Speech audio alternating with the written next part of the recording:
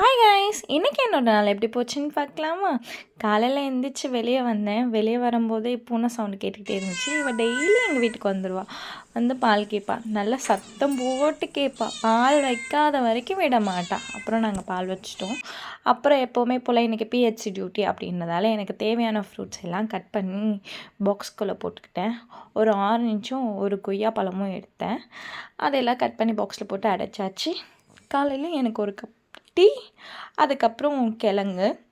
இதுவே மார்னிங் போதும் அப்படின்னு நினச்சிட்டு இதை மட்டும் சாப்பிட்டுட்டு விட்டுட்டேன். அதுக்கப்புறம் சாப்பாடு ரெடி பண்ணேன். தயிர் சாதம் தான் இன்றைக்கி. எனக்கு தயிர் சாதம் ரொம்ப பிடிக்கும். அதனால் கொஞ்ச நாள் ஆயிடுச்சு அப்படின்னு சொல்லிட்டு தயிரும் மிளகாவும் போட்டு சாப்பாடு கிண்டி கொஞ்சம் உப்பு போட்டு டிஃபன் பாக்ஸில் போட்டு அதையும் அடைச்சிட்டேன். அப்புறம் வயிறு கொஞ்சம் காலியாக இருக்க மாதிரி இருந்துச்சுன்னு சொல்லிட்டு ஒரு வாழைப்பழம் எடுத்து வாயில் போட்டுட்டு கிளம்பிட்டேன். வழக்கம் போல் இன்றைக்கி எங்கள் அப்பா தான் என்னையை ட்ராப் பண்ணுறாங்க. அதுக்கப்புறம் நானும் எங்கள் அப்பாவும் கிளம்பிட்டோம். நான் கிளம்பும் போதே நல்லா ப்ரேயர் பண்ணிட்டு தான் எப்போவுமே கிளம்புவேன். இன்றைக்கி பேஷண்ட்லாம் கம்மியாக வரணும், ரொம்ப பரபரப்பாக போகக்கூடாது அப்படின்னு சொல்லிட்டு தான் நினச்சிக்கிட்டே கிளம்புவேன். அதே மாதிரி இன்றைக்கி நாள் கொஞ்சம் ஸ்வீட்டாக போச்சு. ஈவினிங் எங்கள் அப்பா தான் என்னை பிக்கப் பண்ண வந்தாங்க. ஆனால் நான் ஈவினிங் பஸ்ஸில் வரலாம் அப்படின்னு நினச்சிட்டு இருந்தேன். அப்பா கிட்ட நான் சொல்லலை ஈவினிங் என்னை பிக்கப் பண்ண வாங்க அப்படின்ட்டு நான் சொல்லலை. ஆனால் அப்பா வந்தது எனக்கு கொஞ்சம் ஷாக்கிங்காக தான் இருந்துச்சு. என்ன அதிசயமாக வந்துட்டாங்க, எப்போவுமே நம்ம ஃபோன் பண்ணி 3:30க்கு சொல்லணுமே அப்படின்னு நினச்சேன்.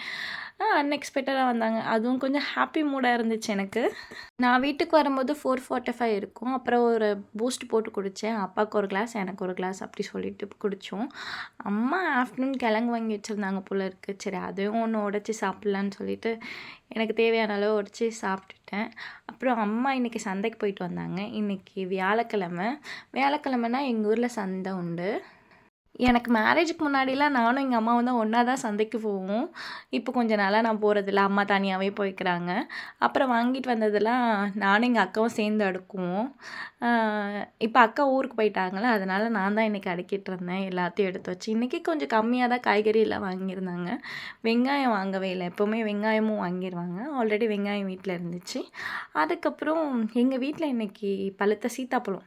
இருக்கிறதுலே எனக்கு பிடிச்ச ஃப்ரூட்லேயே பிடிச்சது வந்து சீத்தாப்பழம் தான். அதையும் சாப்பிட்டுட்டு நைட்டுக்கு ஒரு தோசை கூட்டு வச்சுருந்தாங்க. நல்லா சாப்பிட்டேன். இனி என்ன, தூங்க வேண்டியது தான். Good night guys. நாளைக்கு பார்ப்போம். டாடா, பாய்.